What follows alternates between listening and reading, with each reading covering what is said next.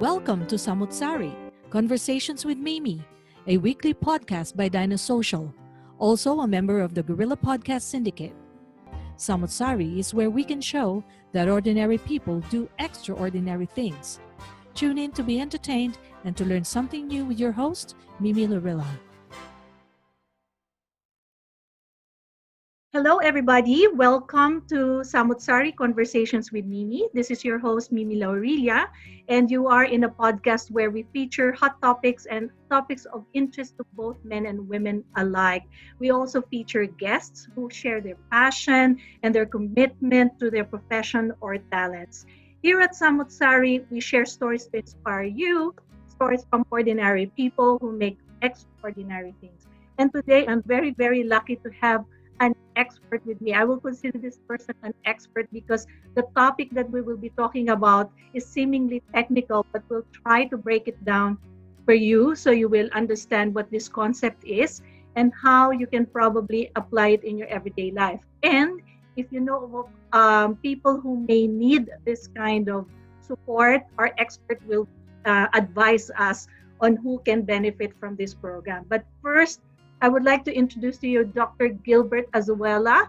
Dr. Azuela is passionate about the use of sensory-based interventions to assist people in managing a lot of their different aspects of their life. It could be mental distress. It could be anything else that has to do with his field, which is clinical sciences. So his research interest also includes outcome evaluation, talking and doing therapies. Maybe I'll ask him more about that later. He finished his PhD from the Auckland University of Technology in New Zealand, and he also has a bachelor's and master's degree background in occupational therapy. So I welcome Dr. Gilbert Azuela in my show. Hi, Gilbert. Oh, thank you so much, Mimi. And first of all, would like to say a big thanks for inviting me to talk about the topic that I'm really passionate. Yeah. So Gilbert, I don't know a lot of people who have this area of expertise as you. So I feel more lucky to have you spending a bit of time with me to explain this to our viewers. So our viewers are all over the globe. So it could be good morning, good afternoon, good evening to wherever they are. And some of them are listening via podcast. Some of them are listening via YouTube. So I call them viewers, audience, listeners. I kind of mix and match them.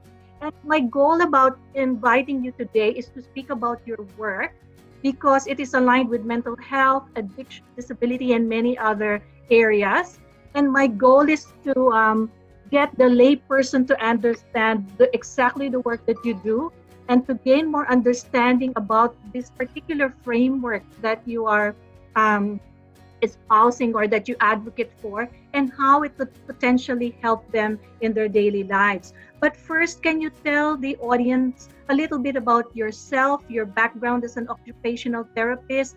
What does an occupational therapist do? And why did you get interested in this area in the first place? Okay. Oh, thanks, Mimi. Well, I'm an occupational therapist trained. I'm originally trained in the Philippines where I studied OT. Well, actually, I'm an occupational therapist by accident. So I didn't know occupational therapy at that time, so 20 years ago. So it's just by an accident. My intention at that time was to take a physical therapy. But during that time, there was no space for additional students to be for physical therapy. So I ended up as an occupational therapy on that college. And then later on, I started to like it, the profession. And from then on, I never leave occupational therapy. So just a little bit of background about how I end up to be an occupational therapist. So just for the benefit of people listening to us or viewing us, occupational therapy is a branch of science wherein we help people to engage to meaningful activities, things that they enjoy. For example, some people might have problems with their mental health or their physical health or some physical issues, disability, or impairments, occupational therapy help them to engage in those meaningful activities despite of difficulties. Mm-hmm. So, so in a nutshell, really, we kind of help and support people to achieve their maximum potential. It's very broad and it's quite varied because there's so many practices in that field. It can Yeah. be in pediatrics, it could be in adult physical dysfunction, and my area is in mental health. Yeah. So Okay. mental health is the area that I spent most of my years. So I've been practicing now for almost 20 years. Wow. And then I moved to New Zealand in beginning or mid of 2006. And then luckily I landed a job that I really like. Yeah. And then from then on, I carry on working and specializing in helping people to manage their distress and agitation Yeah. when people are feeling anxious. So I I help them, in Yeah. a very supportive way. And one of the approaches that I use is the use of different sensory-based approaches.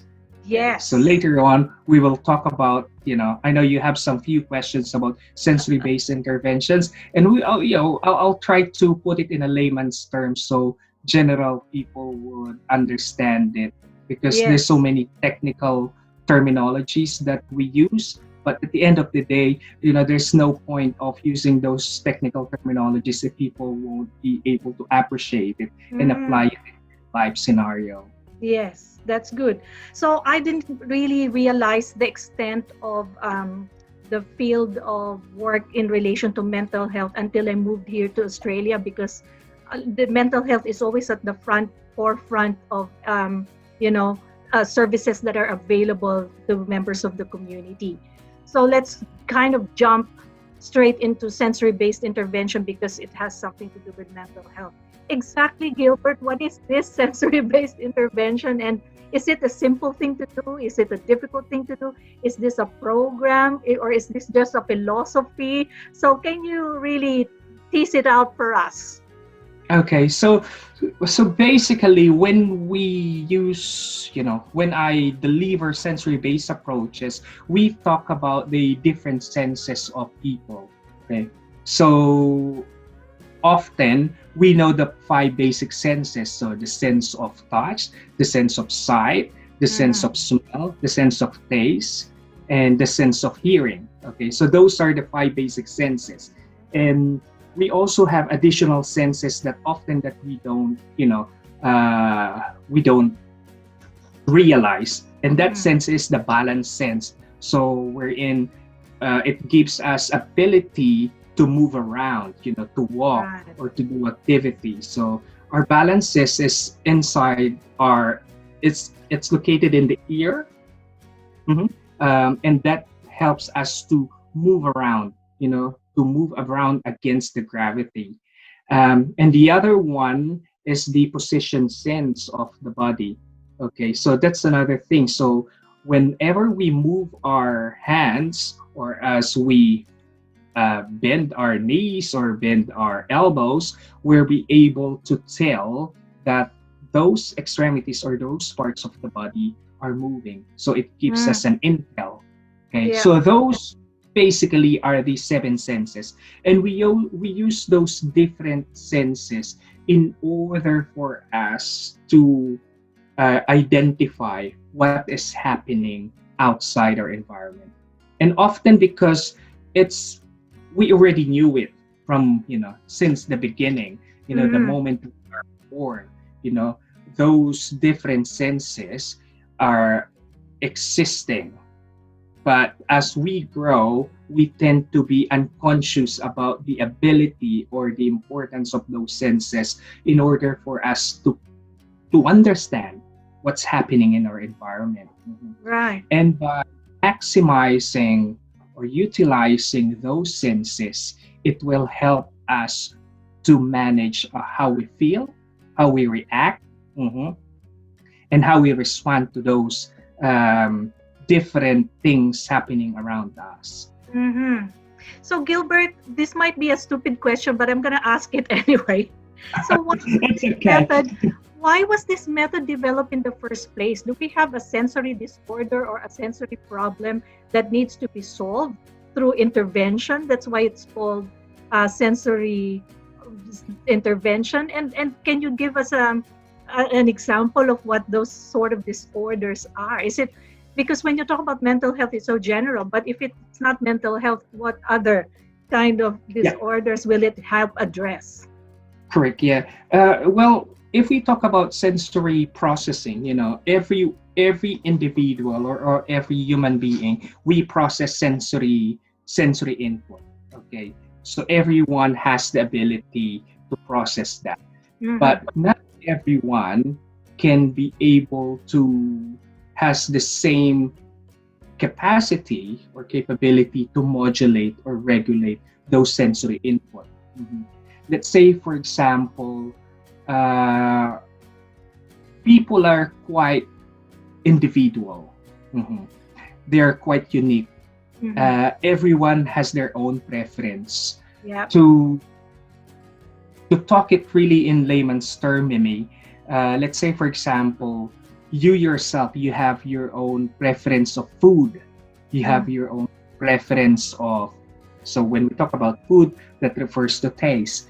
Yes. We have our own preference of scent, so that's the smell, and we have our own preference of pictures or visual, that's the eyesight, and we have own preference of music.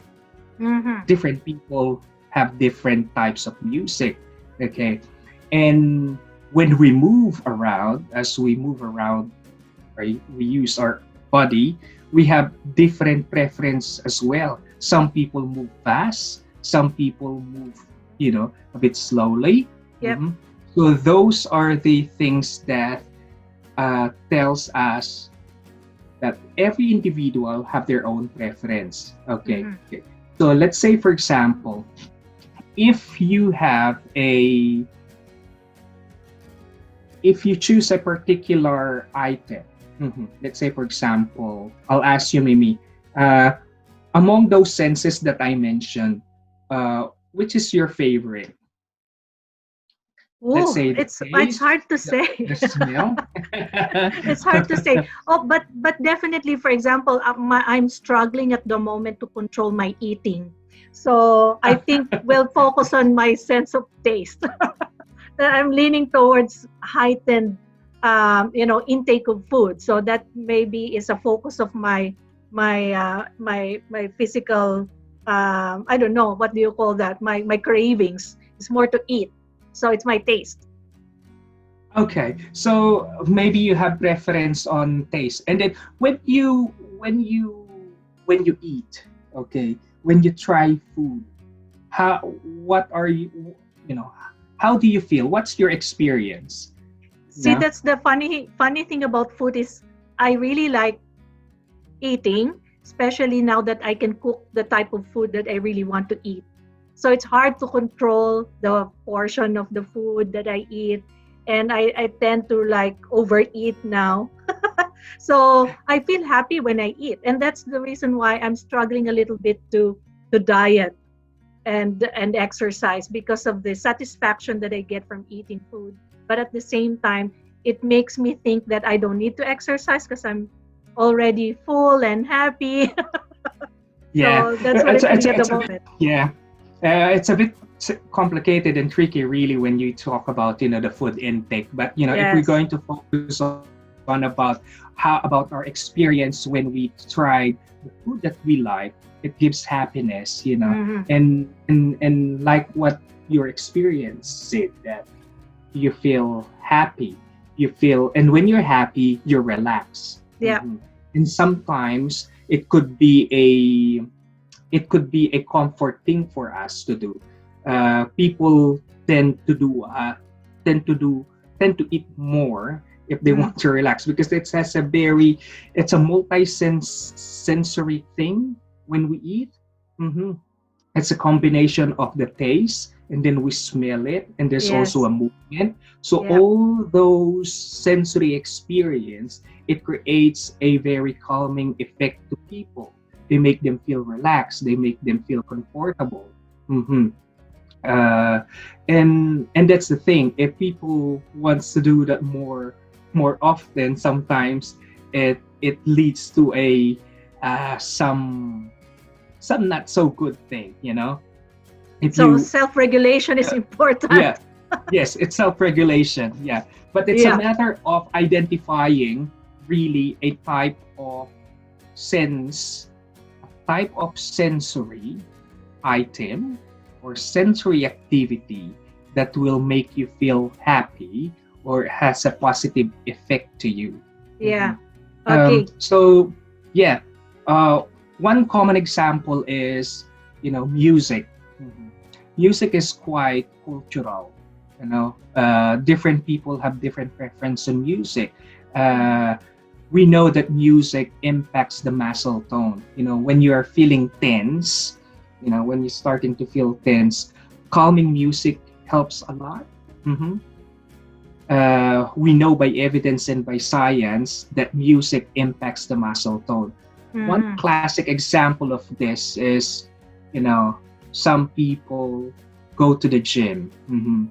What you would notice in the gym when do you do exercise, there's a background music, all those upbeat music, so to stimulate the mood and also to impact the muscle. So that effect has more on activation. It Mm-hmm. gives, uh, to encourage the people to move around. Yeah. So Okay. that's one example.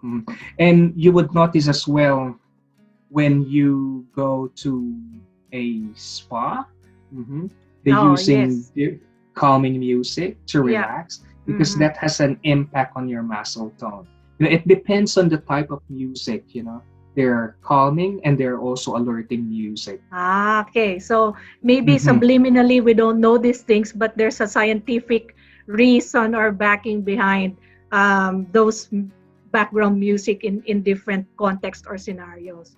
So Gilbert, let me jump into another question.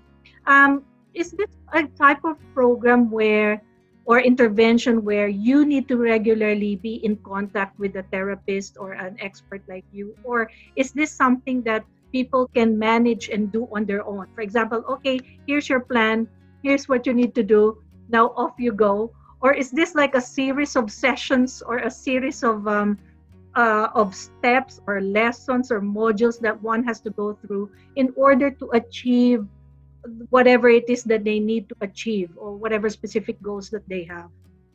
Yeah, occupational therapist is the known expert in identifying sensory strategies. So if people have uh, difficulty managing their emotions or they want to learn strategies to calm themselves or to alert their senses, uh, one way to one way of support is seeking for an occupational therapist. They can help occupational therapists who practice in that field. Yeah. Um, I have this conversation with some people that sensory approaches. It's very natural. For people with condition or have an illness. Mhm. Um, they may need professional support to identify those sensory strategies, mhm, or what their preferences. But for the general population, it can be identified and you can explore it on your own. Right. It's So just that more. so this sensory intervention is not like a fixed program. It depends on how long it would probably take in order to support a certain individual. It's not like cookie cutter, okay, when you finish it's done. It's like physical therapy na it's different from one person to another. Sometimes it's a short session or maybe one or two or three, and for some other people it can be a year long or a lifelong pain management regime. Is that the sort of thing that we do for sensory based intervention? Yeah, it's very individualized. Some people can identify immediately, but as we discover ourselves, we discover different tools, Mm. different strategies that can help us. uh yeah, like I said, it's very individualized, and there's no specific treatment plan for an Okay. individual. It Yeah. should be as a person itself. So you put that person at the center, Mm-hmm. identifying what are the sensory based intervention that would help that person. Okay. So, Gilbert, at the moment, we all know, and everybody in the whole world is suffering in one way or another with the effects of COVID. It could be a simple case of anxiety, or it could be heightened fear of a lot of different things. It could be getting sick because of COVID, the financial impact, the loneliness because you have been constrained and restrained. You couldn't get out, or maybe the fear of not living tomorrow because of many other things. Is this something that we can use to help us a little bit? Like, is there a practical application to what is happening to us at the moment? Oh yeah, people, especially this time of pandemic, we stay, we experience the lockdown. There's so many worries that we think, and there's so many uncertainties, and all these things impacts our mental health. We feel stress about it. Yeah. And sometimes it's become uncontrollable, or Mm. from mild to moderate to becoming a bit toxic stress that it's not quite good to our mental health and physical Yes. health. Mhm. So for this one, there's so many activities that they could try. The thing is trying the general principles of using sensory activities. So by identifying or trying different sensory activities, things that they need to remember that when doing a sensory activities, it has two effect, whether it will make them calm or it will make them alert. Okay. Mm-hmm. So when I said a calming effect, a sensory activities that has a calming effect, these are helpful when people are feeling restless or overwhelmed, or where they're starting to get agitated. So, and then when I said about alerting effect, so these are helpful to people to, if they have a low energy, being Mm-hmm. flat or tired, Yeah. so they need that alerting type of sensory activities. So strategies that we could do is, they really need just to explore what they can identify within their environment. I can talk about one example of uh, calming and alerting sensation. Yes. Often is the, let's say for example, the sense of touch. Okay. um, some people generally, they would really appreciate a warm bath, Mm. to improve relaxation and calmness. Let's say after a long day, a warm bath or a warm shower that would give a really good calming effect to people. In general principle, to improve that attention and energy, a cold water or a cold shower can give that effect. So Mm. those two simple things that they could do or could trial within their environment, because warm bath and cold, or warm shower and cold shower, is readily available in our home. Yeah.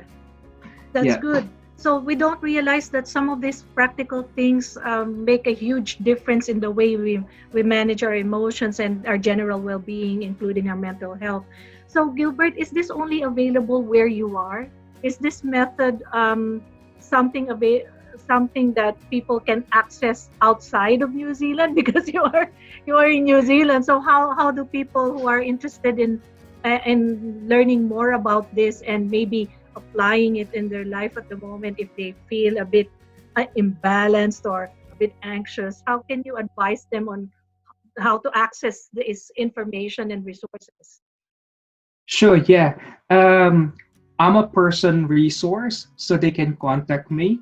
hmm I'm happy to be contacted who's ever interested about to learn about this sensory-based intervention. So happy to share um, my details is there. Yep. I'm publicly available through Facebook and Instagram and Twitter Mm-hmm. uh, under my name. Yeah, you definitely. So When I you Google Gilbert, for the benefit of the audience, if you Google Gilbert, he will be the first in your SEO in the field of sensory based intervention. So I'm pretty sure they will not miss that.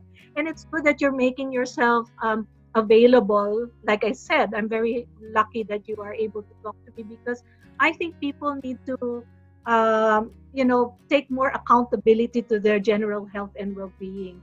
I think the normal reaction of people, as you know, the flight and fright, is that correct? The flight and fright yeah response, we kind of tend to like keep it to ourselves sometimes, thinking that we're strong enough, or we probably don't think there's a problem, but there is. But we're not open enough to acknowledge it and act upon it to help ourselves. So I think what you're trying to explain to us today, and me personally, I'm beginning to realize that indeed we have to look after ourselves, and even the simple things that you mentioned is already a lot of help. Don't you agree? yeah I agree because if we look in our culture, Mimi, the Filipino culture, we're Mm, still not quite open about our own mental health to talk about it in public.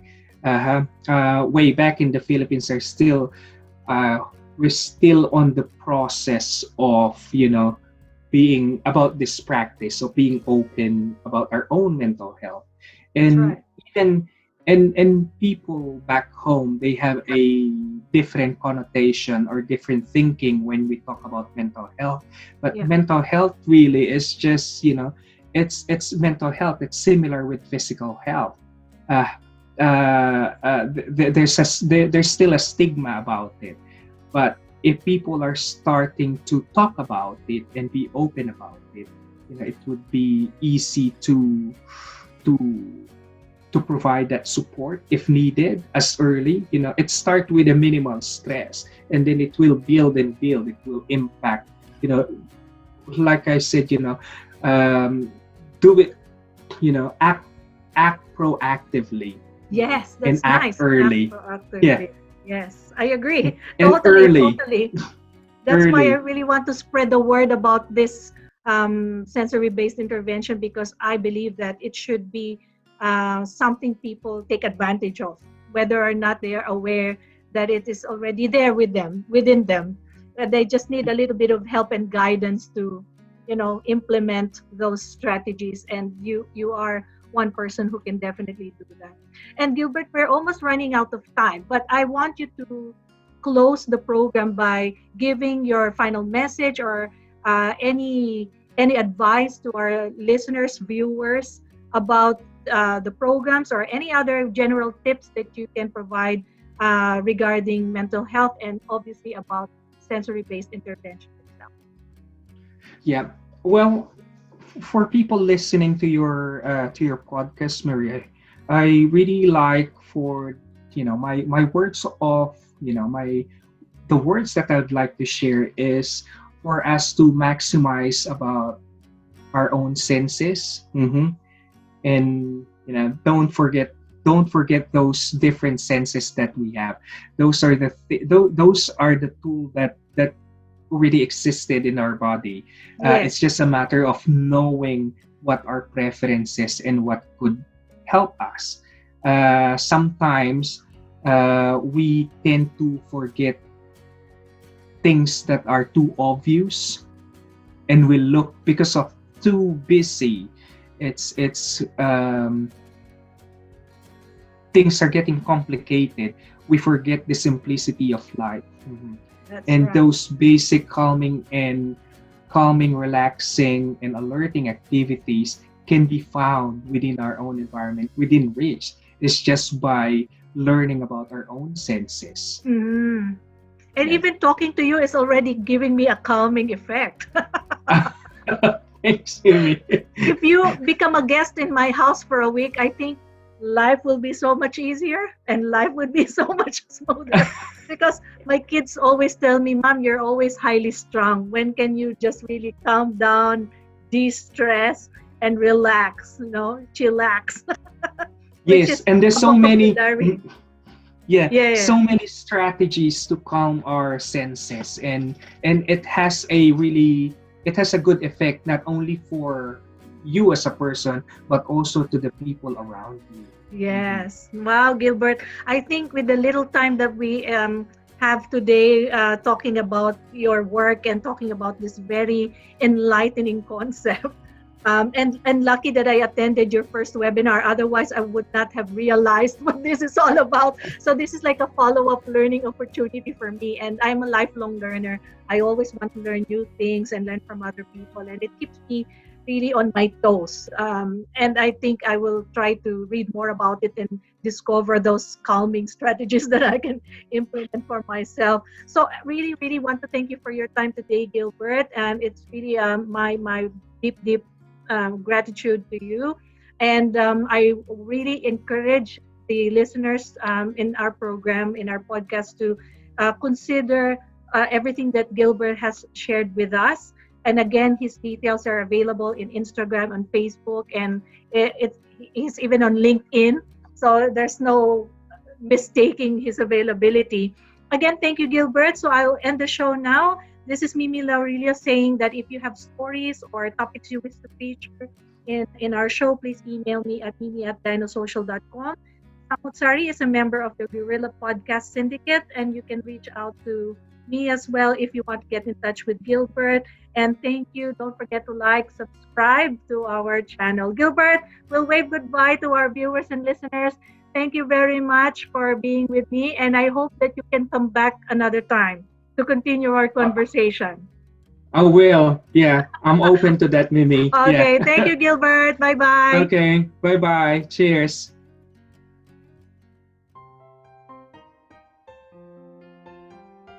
If you find value in this episode, make sure you like and subscribe to be notified of new releases.